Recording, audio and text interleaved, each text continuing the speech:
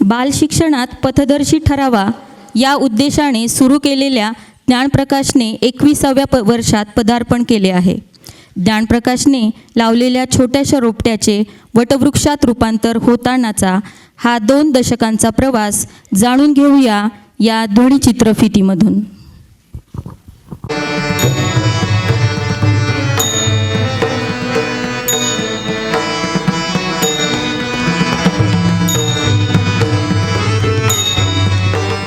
मातृभाषेच्या प्रभावी माध्यमातून मुलांचं शिकणं सहजतेनं घडतं. याचा अनुभव संस्थेचे प्रमुख श्री सतीश नरहरे सर 1989 पासून नरहरे क्लासेसच्या माध्यमातून गणित विषयाचं अध्यापन करत असताना घेत होते. बालशिक्षणात प्रयोगशीलता असावी, मुलांचं शिकणं आनंददायी व ताणविरहित व्हावं, त्यांना शिकण्यातला आनंद समजावा, आपण होऊन शिकावंसं वाटावं, प्रश्न पडावेत, उत्तरांचा शोध घ्यावा, मोकळेपणाने आपल्या भावना व्यक्त करता याव्यात, या उद्देशानं सविता व सतीश नरहरे यांनी 1999 स्वतःच्या मुलाला प्रवेश देऊन ज्ञानप्रकाशची सुरुवात केली. 26 मुलांच्या गटाने सुरू झालेल्या प्रकल्पात आज बालगटापासून 10वीपर्यंतची जवळपास 900 मुले शिकत आहेत. मागील 20 वर्षांपासून अभ्यासक्रम, मूल्यमापन, उपक्रमातील नाविन्य व सातत्य तसेच काटेकोरपणे पाळलेली वर्गातील मर्यादित संख्या यामुळे बालभवन, बालविकास केंद्र व विद्यानिकेतन अशा 3 विभागात चालणारे ज्ञानप्रकाश हे बालशिक्षणातील अभिनव केंद्र बनले आहे. 2 शिक्षिकांपासून सुरुवात झालेल्या ज्ञानप्रकाशशी आज 55 प्रयोगशील शिक्षक जोडले गेले आहेत. मराठी माध्यमाच्या ज्ञानप्रकाशमध्ये प्रवेशासाठी अनेक मुलांची नावे प्रतीक्षा यादीत असतात. ही प्रतीक्षा यादी वाढतच आहे. हा पालकांनी ज्ञानप्रकाशच्या कार्यपद्धतीवर दाखवलेला विश्वास आहे. आज लातूरच्या शैक्षणिक जगतात ज्ञानप्रकाशचं वेगळं स्थान निर्माण झालं आहे. त्याचं कारण आहे आस्थेने धडपडणारे शिक्षक, उत्कट प्रतिसाद देणारी मुलं आणि ज्ञानप्रकाशच्या कार्यावर प्रेम करणारे असंख्य पालक व हितचिंतक. संगीत हा ज्ञानप्रकाशचा आत्मा आहे. बालभवनपासून विद्यानिकेतनपर्यंत 3 विभागांची प्रार्थना सभा ही पूर्णतः संगीतावर आधारित असते. अखिल भारतीय गांधर्व मंडळाच्या संगीताच्या 2 परीक्षांची तयारी प्रार्थना सभेतच होते.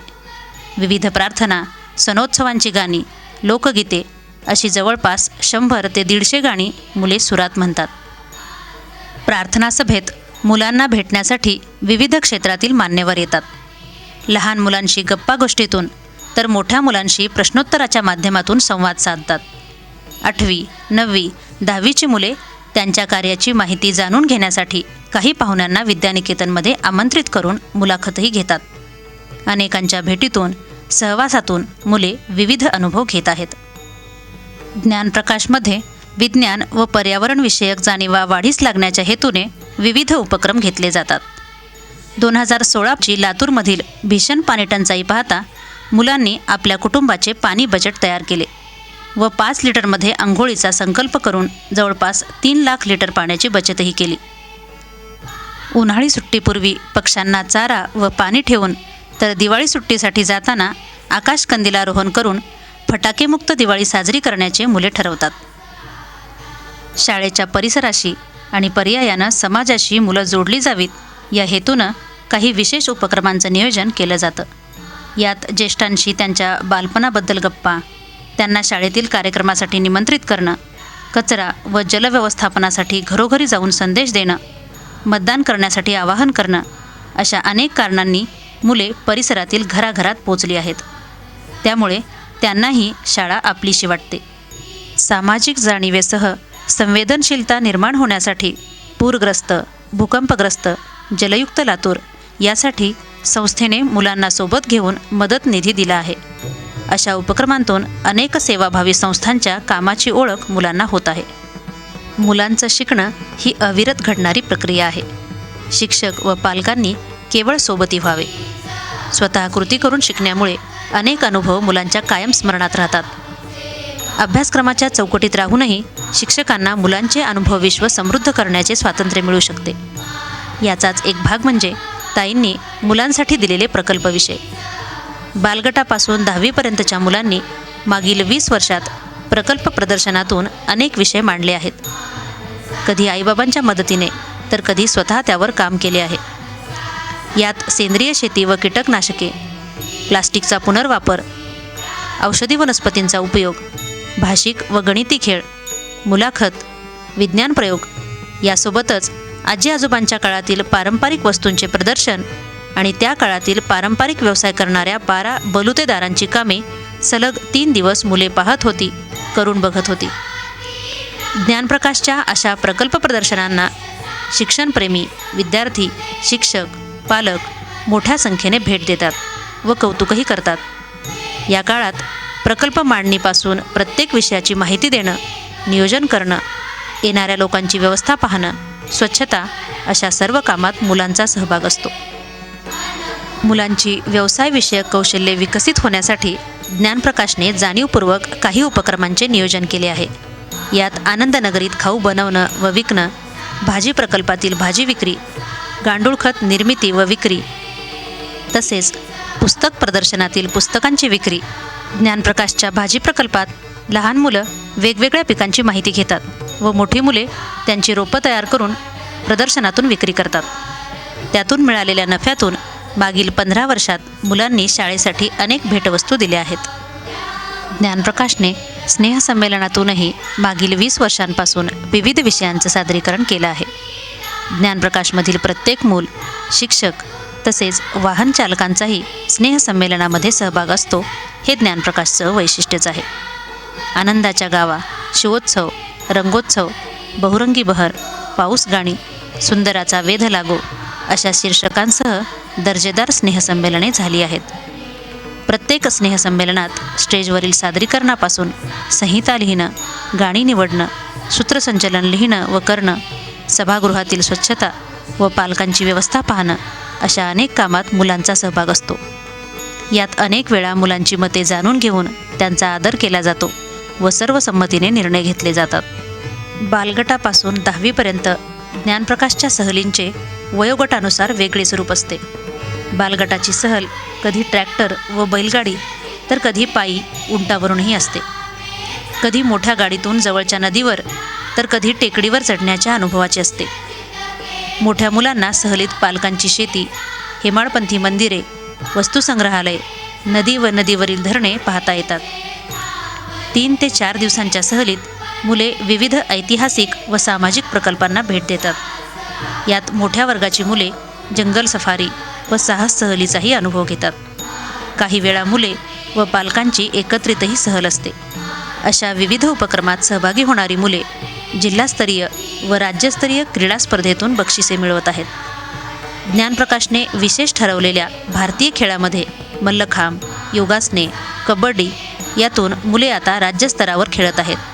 तसेच वक्तृत्व स्पर्धा, बालनाट्य स्पर्धा, विज्ञान प्रदर्शन व समूहगीत गायन अशा अनेक स्पर्धांतून अनेक बक्षिसे मिळवत आहेत.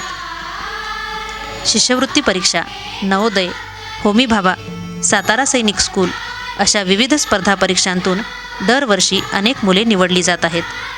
10वी बोर्डाचा निकालही दरवर्षी 100% आहे. ज्ञानप्रकाशची मुले बहुअंगांनी बहरावी यासाठी शिक्षक मुलांच्या वाचन व लेखनाकडे विशेष लक्ष देतात. प्रार्थना सभा व वर्गावर्गातून ताई करत असलेल्या प्रकट वाचनामुळे मुलांची वाचनातील आवड चांगलीच वाढली आहे. वाचणारी मुले आता लिहिती झाली आहेत. मुलांच्या कथा, कविता विविध मासिकांमधून येत आहेत. ज्ञानप्रकाशमधील मुलांच्या व्यक्तिमत्व विकासासोबतच शिक्षकांचे व्यक्तिमत्व विकसित व्हावे यासाठी विविध कार्यशाळा, चर्चासत्र, परिसंवाद व शिबिरांचे आयोजन संस्था करते. ज्ञानप्रकाशचा प्रत्येक दिवस मुलांसाठी व ताईसाठी चैतन्यमय असतो. अनेक उपक्रम घेत असताना त्यांची केवळ रेलचेल होऊ नये तर त्यातून मुलांची जडणघडण होण्याकडे विशेष लक्ष असते.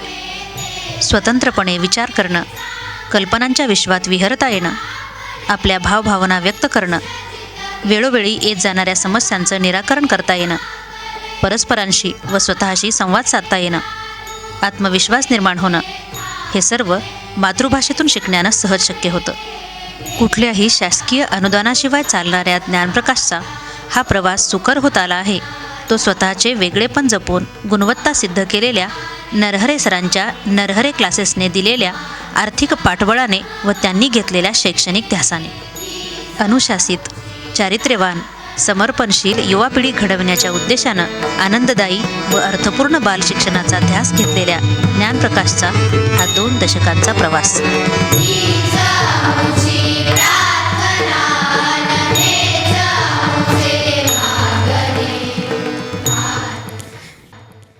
यानंतर प्रकल्प प्रमुख नरहरे सरांना मी विनंती करते की त्यांनी आजच्या कार्यक्रमाचं स्वागतपर मनोगत व्यक्त करावं.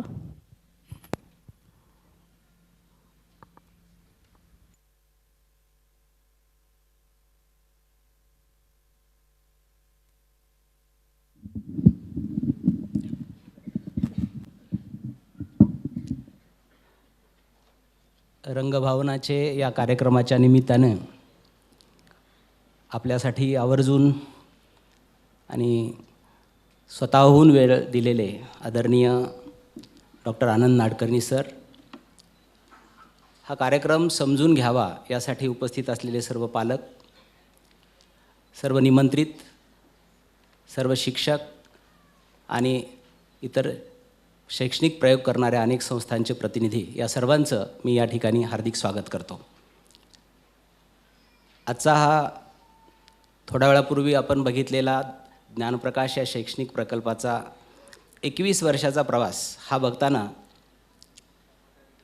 नरहरे क्लासेसच्या निमित्ताने, नरहरे क्लासेसच्या माध्यमातून मागील 30 वर्षापासून करत असलेला प्रवास ही माझ्या डोळ्यासमोरून सहज अशा पद्धतीनं जातो की जणू काही आत्ताच आपण सुरुवात केलं होतं ना, आता 30 वर्ष झाली या क्लासला. तसंच या प्रकल्पाच्याही बाबतीत होतं की 20 वर्ष आता आमच्या प्रकल्पाला झाली. आणि हे सगळं करत असताना मुलांचं अनुभव विश्व विस्तारित करावं, मुलांनी स्वतः अनुभवातून शिकावं, या ज्या उद्देशाने क्लासेस आज समजले जातात त्या पद्धतीचे क्लासेस न घेता मुलामध्ये रमून आपल्याला शिकवायला आवडतं या दृष्टीनं माझ्या क्लासेसची सुरुवात झाली.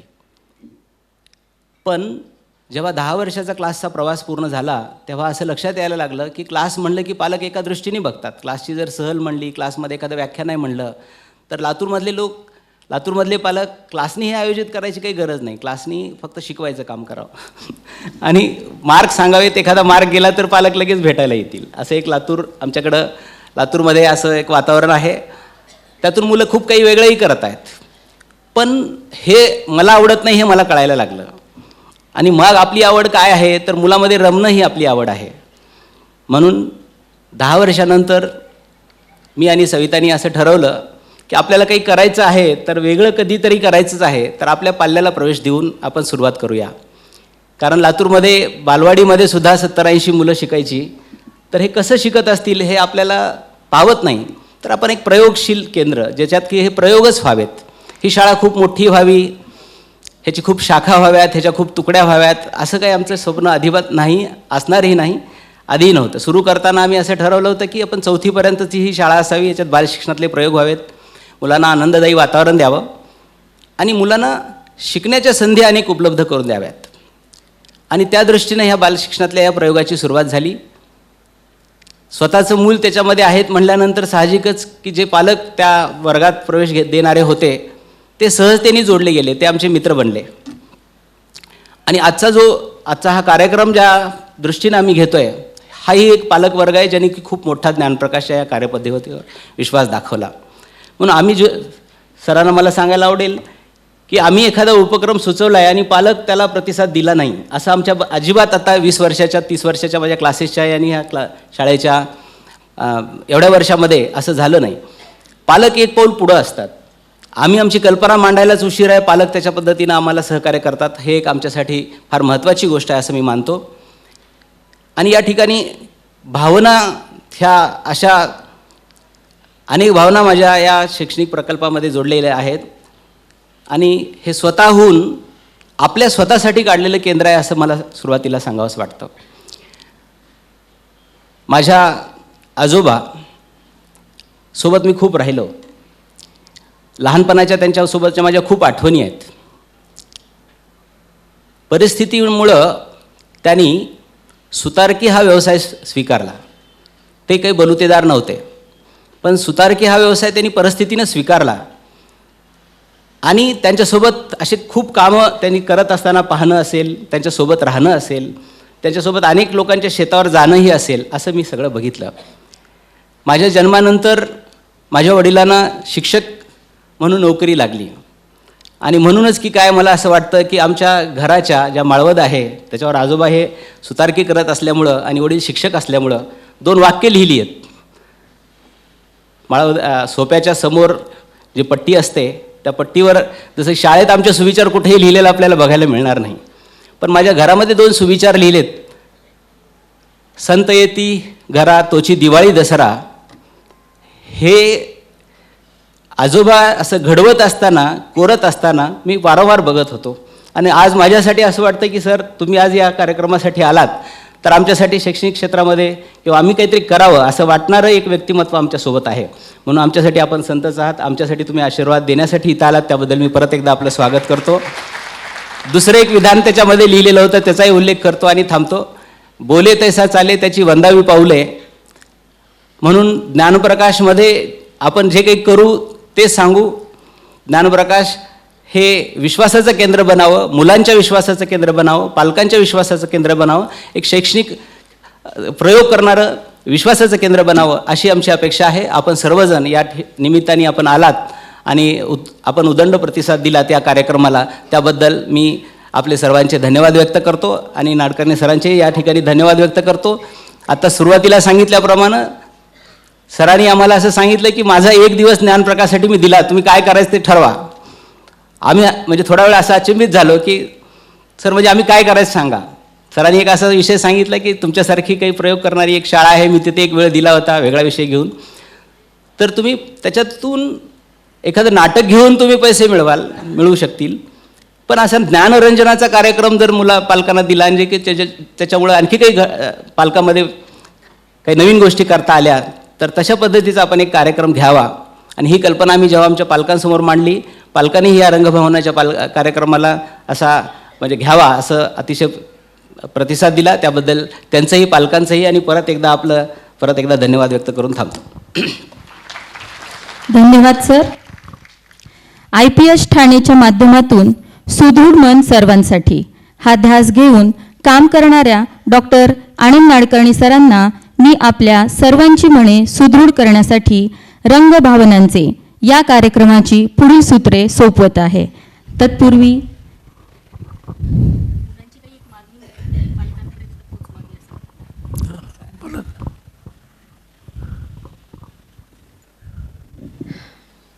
जेव्हा हा कार्यक्रम घ्यायचं ठरलं आणि तो ठरला होता तसा जुलैमध्ये आपल्या सर्वांपर्यंत या सगळ्या गोष्टी पोचत होत्या मुलांकरवी. शाळेमध्ये अगदी वातावरण शिगेला पोचलं होतं. आता उद्या कार्यक्रम आणि पहिल्या दिवशी संध्याकाळी असं झालं की मुंबई आणि ठाणे परिसरामध्ये इतका पावसाचा जोर होता की त्या पावसामुळं अनेक ट्रेन त्या काळातल्या रद्द झाल्या आणि आपल्याला कार्यक्रम सरांना येता न आल्यामुळे पुढे ढकलावा लागला. खरं म्हणजे सर पाऊस घेऊन आले असते तरी आम्ही त्यांचं स्वागत करणार होतो त्यावेळी, पण ते शक्य होत नव्हतं. आपल्याला खूपच दीर्घकाळ प्रतीक्षा करावी लागली पावसाची आणि मग पुढे गेलेला कार्यक्रम तो आज होतोय. पण त्या काळात आम्ही मुलांशी जे बोलत होतो की हा कार्यक्रम पालकांसाठी आहे, तर मग तो कार्यक्रम पालकांनी कशा पद्धतीनं पाहावा, कसा एन्जॉय पण करावा आणि काही पालकांसाठी सूचना तुम्हाला करायच्या आहेत का, कारण नाडकर्णी सरांबद्दल मुलांना खूप सारी माहिती आहे आमच्या नेहमीच्या बोलण्यामुळं, सरांच्या येण्यामुळं. तर मुलांनी काही सूचना सभागृहासाठी सुचवलेल्या आहेत, त्या मी त्यांच्याच भाषेत इथं मांडत आहे. मुलांनी सुचवलेल्या सूचना पालकांसाठीच्या सभागृहात त्या सूचना काही आमच्यासाठी पण आहेत, संस्थेसाठी, शिक्षकांसाठी, आयोजकांसाठी पण आहेत आणि पालकांसाठी पण. सभागृहात काही कुंड्या ठेवाव्यात. रंगभावनांच्या कार्यक्रमाचा संदेश देणारी रांगोळी काढावी. यातल्या काही आम्ही पूर्ण केलेल्या आहेत, तुम्ही आत येतानाच पाहिलं असेल. आमच्या काही फोटोही लावाव्यात मुलांच्या. कार्यक्रमाला आई बाबा दोघांनी जावं. कार्यक्रमाला जाताना येताना पालकांनी गर्दी करू नये. मोबाईल सायलेंट मोडवरच ठेवावा. सर्वांसाठी पिण्याच्या पाण्याची व्यवस्था करावी, ती आम्ही केलेली आहे. सभागृहात स्वच्छता राखावी. कचरा डस्टबिनमध्येच टाकावा. पालकांनी कार्यक्रम चालू असताना मध्येच उठून बाहेर जाऊ नये. पुस्तक प्रदर्शन असावे, त्यात डॉक्टर आनंद नाडकर्णी सरांनी लिहिलेली पुस्तके व इतरही काही चांगली पुस्तके ठेवावीत. ती ठेवली आहेत. कार्यक्रमाचं व्हिडिओ शूटिंग असावं, ते होतंय. स्क्रीन लावावी. या कार्यक्रमाच्या CD उपलब्ध करून द्याव्यात. पालकांनी कार्यक्रम पूर्ण वेळ ऐकावा. डॉक्टरांनी सांगितलेले महत्त्वाचे मुद्दे लिहून घ्यावेत. घरी आल्यावर कार्यक्रम कसा झाला हे आमच्याशी शेअर करावं आणि कार्यक्रमाचा शेवट पसायदानानं करावं. ह्या सगळ्या सूचना मुलांनी सुचवलेल्या आहेत, त्या मी आपल्यापर्यंत पोहोचवल्या आहेत. यापेक्षा काही वेगळं सांगणं नाही. धन्यवाद.